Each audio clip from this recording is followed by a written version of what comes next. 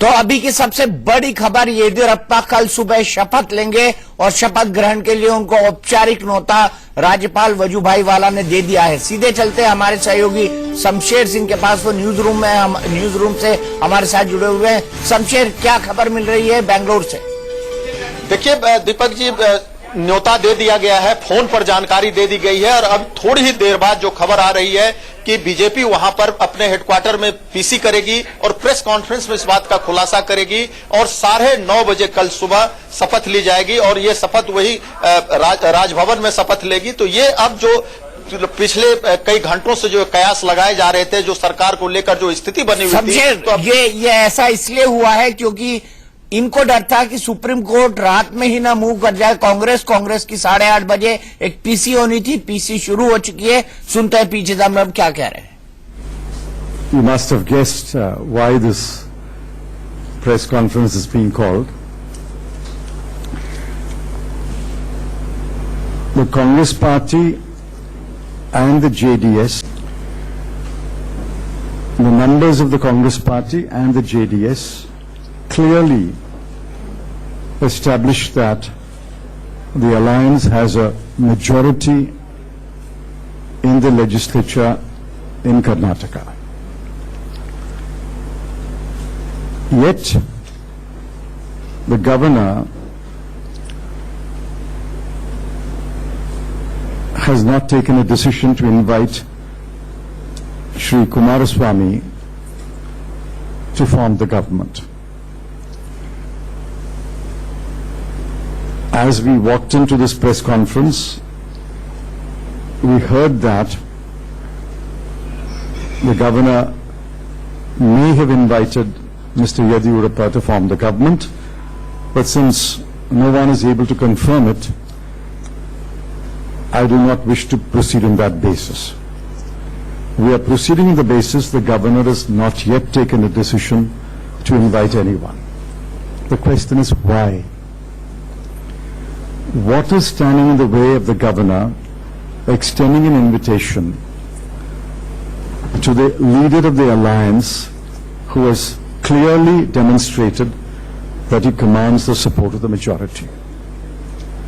Earlier this evening, the Congress and the JDS offered to produce their MLAs physically before the governor, but they were denied permission. The leaders of the Congress and the leaders of the JDS met the governor, gave him the list of members, which together makes for a majority, gave him a copy of the judgment in Chandrakant Kavalekar, decided by the Supreme Court on the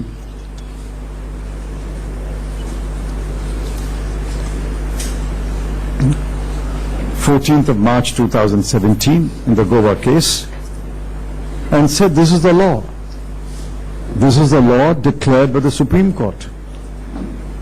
And the law declared by the Supreme Court is binding on all authorities in India under Article 141 of the Constitution of India.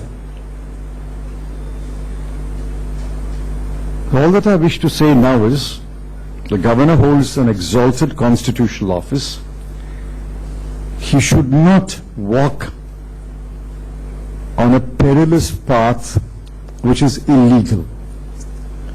He is bound by the Supreme Court judgment. He is bound to invite the leader of the alliance that has been formed and presented to him as an alliance which commands the majority of the members in the Legislative Assembly. We sincerely hope that there will not be another outrage on the Constitution. We sincerely hope that the old British saying, the foot of the Chancellor prevails. Law cannot change according to the foot of the Chancellor is an old British saying. Let the governor be Chancellor of universities. Let him not become here the Chancellor whose foot moves in whatever direction that is convenient. There's only one way in which the governor can uphold the Constitution, and that is by inviting Shri H.D. Kumaraswamy to form the government with the support of his legislators and the support of the Congress legislators. We are here to answer questions, but before that, Mr. Sibal may wish to say something, perhaps in Hindi. हाँ, आपको मालूम है कि कर्नाटका में election के बाद post poll alliance के द्वारा कांग्रेस पार्टी ने जेडीएस के साथ फैसला किया है कि जेडीएस और हम इकट्ठा सरकार बनाएंगे और कुमारस्वामी साहब चीफ मिनिस्टर होंगे। और आपको मालूम है कि चाहे गोवा हो या मणिपुर हो या मेघालय हो, तीनों प्रांतों में हम सिंगल लार्जेस्ट पार्टी थी, लेकिन फिर भी राज्यपाल ने जिसकी बहुमत है उनको बुलाकर शपथ दिलवाई थी। और इसमें जैसे चंद्रमन साहब ने आपको बताया कि सुप्रीम कोर्ट का फैसला भी है, और वो फैसला गोवा के संदर्भ में है, जहां आपको मालूम है हम 21 में से 13 हमारी थी, 17 हमारी थी, और फिर भी सरकार पारीकर साहब ने बनाई।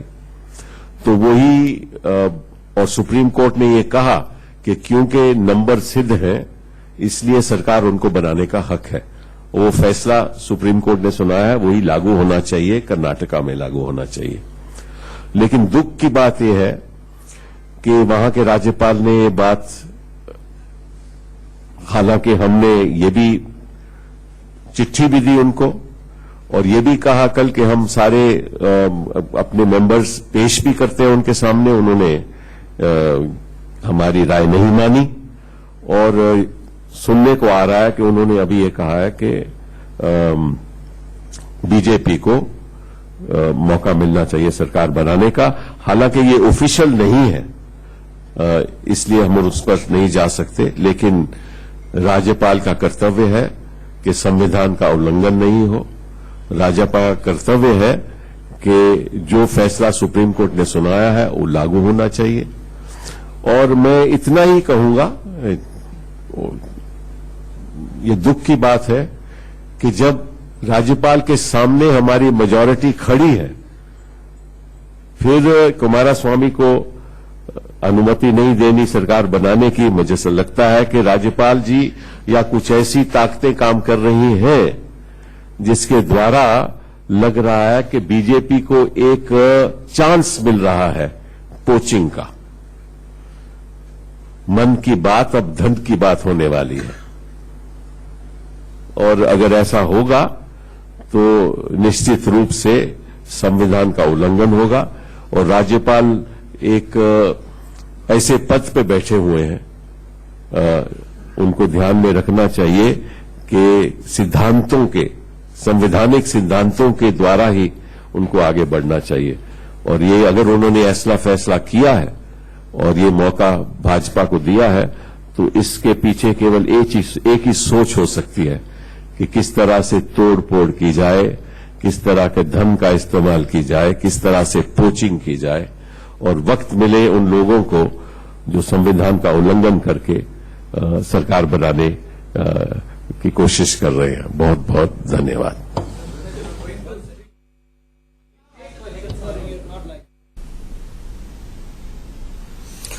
तो कपिल सिब्बल कह रहे थे कि हम ऑफिशियली इस बात पर कोई टिप्पणी नहीं करेंगे, लेकिन राज्यपाल का एक कर्तव्य है कि वो कानून का पालन करें। उन्होंने गोवा की गवर्नर मृदुला सिन्हा का एग्जाम्पल देते हुए कहा है कि प्री पोल अलायंस नहीं था, फिर भी पोस्ट पोल अलायंस के नंबर्स देखने के बाद मृदुला सिन्हा ने मनोहर पर्रिकर की सरकार बनाने का अवसर दिया था, इसलिए कुमारस्वामी को भी एक अवसर मिलना चाहिए। हमारे साथ प्रकाश जुड़ गए हैं। प्रकाश, क्या जानकारी मिल पा रही है राजभवन से इस वक्त?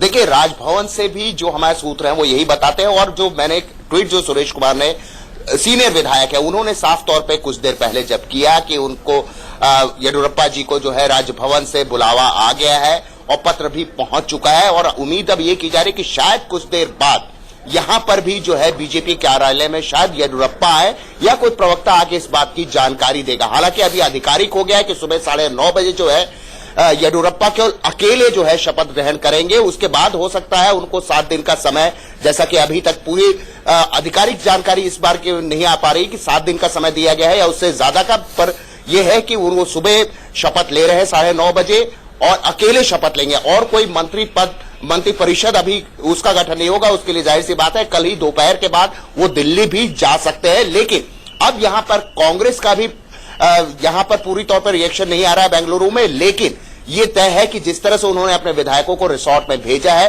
तो अब कांग्रेस ये देखना चाहेगी कि फ्लोर पे जो है कम से कम जितना भी हंगामा किया जा सके वो किसी तरह मैनेज ना कर पाए बीजेपी। लेकिन मैं लगातार जो शुरू से कह रहा हूं सुबह से कि बीजेपी जो है पूरी तौर पर पुख्ता होने के बाद ही, और जो राजभवन से हमारी बातचीत हुई है जो वहां पे अधिकारी, अभी ये कहना है कि राज्यपाल और सरकारी कमीशन की जो रिकमेंडेशन थी उसके आधार पर, क्योंकि उन्होंने समय दिया था जेडीएस को भी और कांग्रेस को कि अपने विधायकों को आप लेके आइए। जरूर है कि हेड काउंट नहीं हुआ, वो आप उनके परेड नहीं हो पाई, क्योंकि उन्होंने कहा कि आप केवल 5-5 विधायकों को लेके आइए। उनसे वो मिले, उन्होंने कहा कि मैं विशेषज्ञों से बातचीत कर रहा हूं और उसके बाद ही कोई फैसला करूंगा।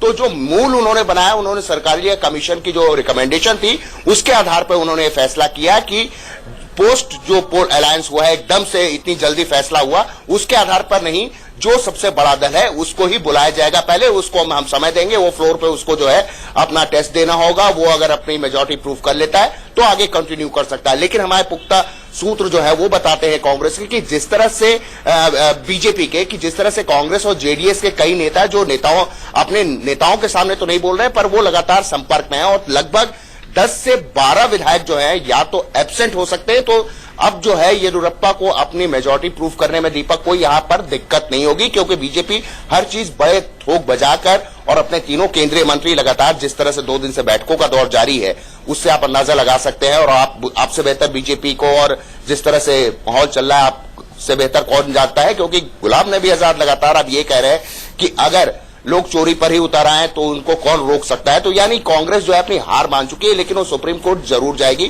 क्योंकि उन्होंने इस बात का हवाला दिया था कि हम सुप्रीम कोर्ट जाएंगे इस फैसले के खिलाफ। इस फैसले के खिलाफ सुप्रीम कोर्ट जाएंगे। लेकिन शमशेर के पास चलते। शमशेर, ये फैसला अचानक एकाएक क्यों लिया गया, किस चीज के मद्देनजर लिया गया?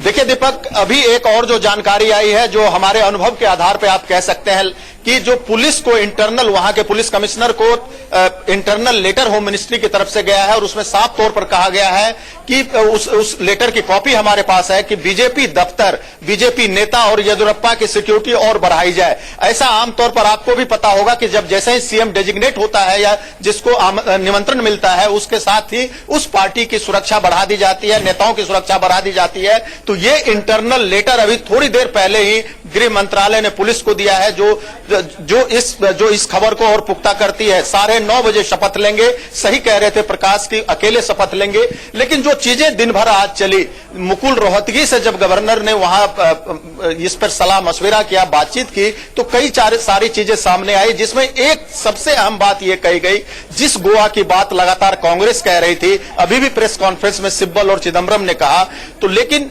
यहां यह बात साफ तौर पर कहा गया कि गोवा में कांग्रेस ने सरकार बनाने का दावा ही नहीं की थी।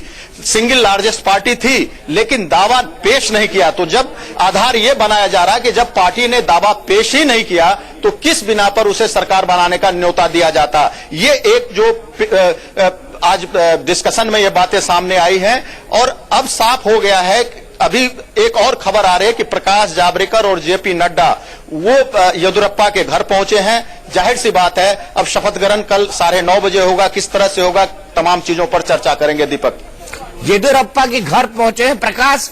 नड्डा जी और जावड़ेकर साहब ये दोनों कब से लगे हुए थे? कल पहुंचे थे और कल से ही मेरे ख्याल से लगे हुए थे। तो ये किस रणनीति को अंतिम रूप दे रहे थे? क्या फ्लोर मैनेजमेंट कैसे करना है, इसकी रणनीति को अंतिम रूप दिया जा चुका है बीजेपी की तरफ से?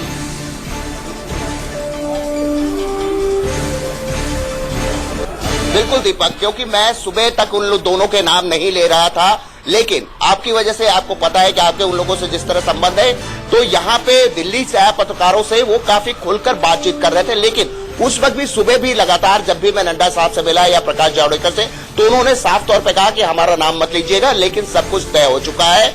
और मैंने कहा कि येडियुरप्पा साहब हम लोगों से बात उतने खुल के क्यों नहीं करते हैं, तो वो कहा कि नहीं वो भाषा की समस्या होती है, लेकिन आप चिंता ना करें, अगर वो बार बार कह रहे हैं, मैंने कहा वो इतने दिनों से कह रहे हैं कि 17 को शपथ लेंगे, तो उन्होंने कहा बिल्कुल 17 को शपथ लेंगे, सारी बातचीत हो चुकी है, हमें कोई दिक्कत नहीं होगी फ्लोर में जो है अपनी मेजोरिटी प्रूव करने में, बस समय का इंतजार करिए। हम नहीं चाहते हैं कि विपक्ष को या देश को ये लगे कहीं से कि बीजेपी ने अपनी मनमानी कर ली, इसलिए गवर्नर साहब को भी अगर वो हमारे मिलने पे भी ये कह रहे हैं कि विशेषज्ञों से राय लेनी है तो ठीक है, उनको लेने दीजिए।